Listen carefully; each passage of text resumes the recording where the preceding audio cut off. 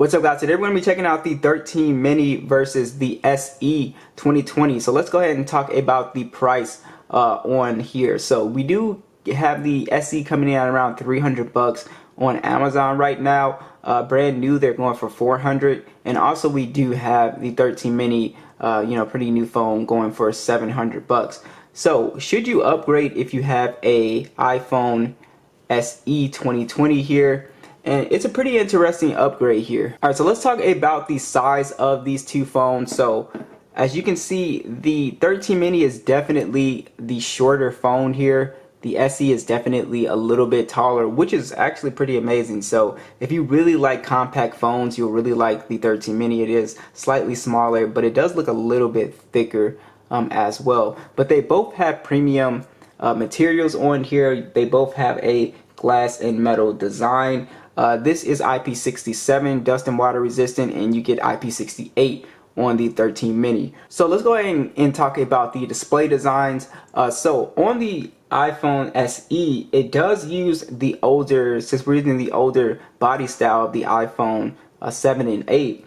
It has the 4.7-inch Retina IPS display. It's 720p plus 326 for the PPI. You can see it's got much bigger bezels. And on the 13 mini, it's a Super Retina XDR OLED display. It is HDR10 at 5.4 inches, 1080p 476 for the PPI. So you're getting a bigger display in a smaller body size on the 13 mini, which is awesome. So the display experience is just definitely going to be much better, but technically you do have a smaller display on the SE, but I would always go 100% with the 13 mini display. It's just much better looking being an OLED panel. It's more color accurate. It's 1080p versus the 720p on the SE, so you can just watch 1080p content. Everything just looks a little bit more clean and clear on the 13 mini for sure here. Now I guess one downside to the display, and it depends on if it bothers you or not,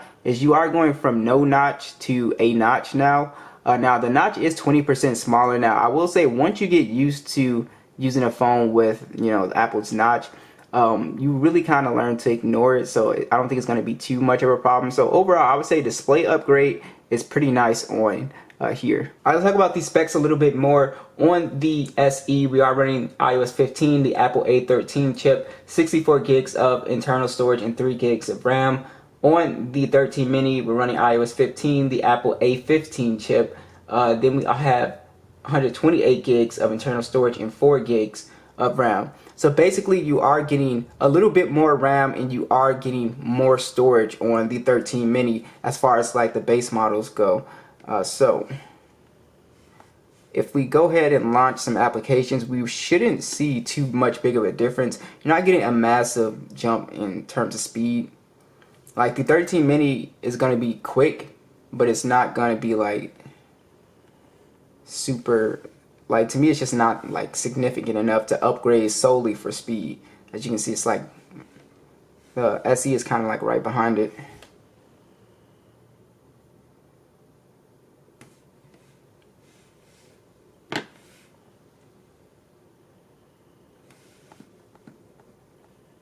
Both smooth, super smooth scrolling on here.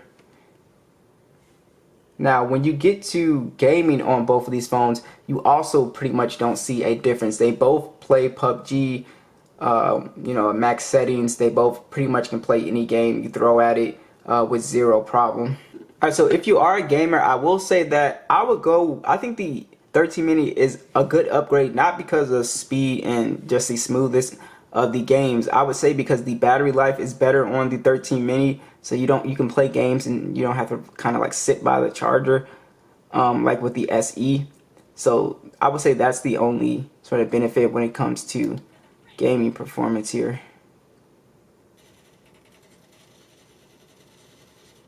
But you can see it plays PUBG, HDR Extreme. I can go up to Ultra HD, and it's the same thing on the SE here. It plays just as smooth, just as nice, zero issues here, and it's very cheap. So this is like up there with some of the best gaming phones you can get. It's definitely the SE is definitely the most powerful $300 phone you can get or $400 phone technically as far as benchmarks go. Both phones have stereo speakers. Let's go ahead and compare them both. Max volume, 13 mini first.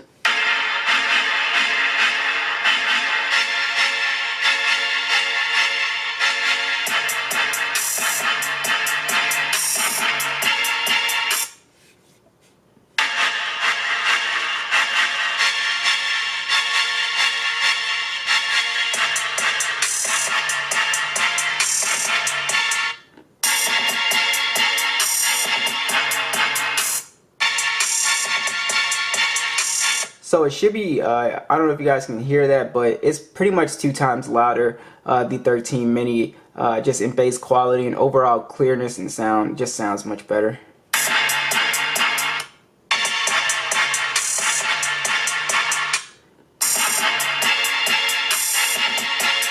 So I really like that both phones have stereo speakers, which is nice. So if you block one, you still have speaker coming out the top, but definitely the 13 mini has the better speaker here. Alright, let's talk about some additional features and getting into the phone.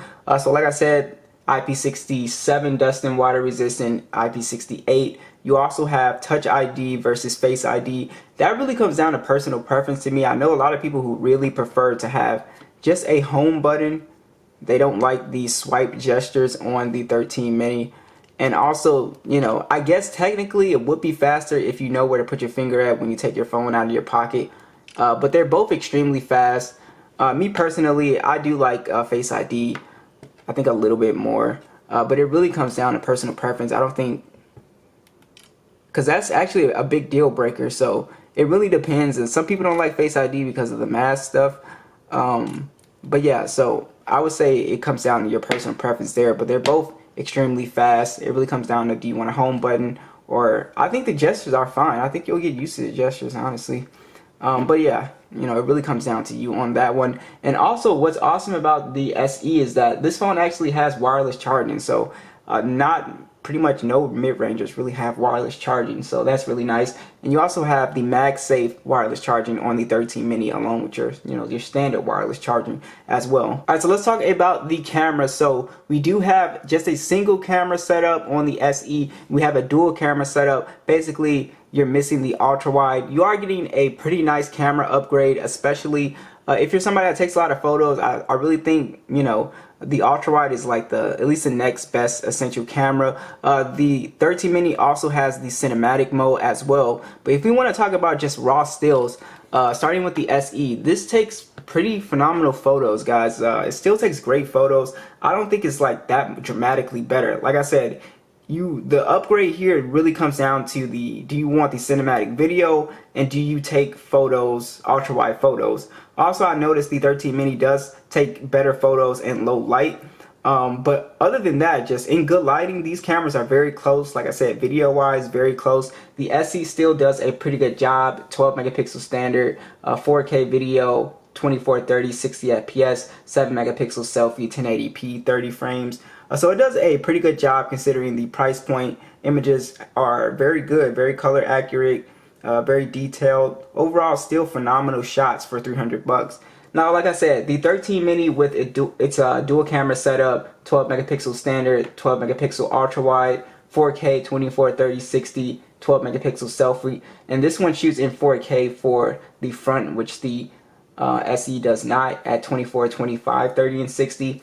Overall, the camera package is going to be better on the 13 mini. But like I said, it comes down to, do you take a lot of photos? Because if you don't take a lot of photos and you're not going to use the ultra wide, then you will be perfectly fine with the SE. It still takes great photos. Or if you take a lot of nighttime photos, you'll really like the 13 mini. Otherwise, I don't think you really need it, to be honest, because it takes such great shots, the SE, for that price.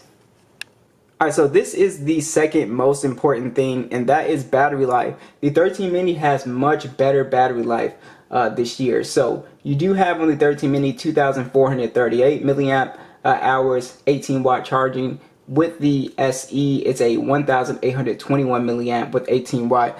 The battery life is just much better. On the SE, it still can go for around 4 hours and 30 minutes of screen on time.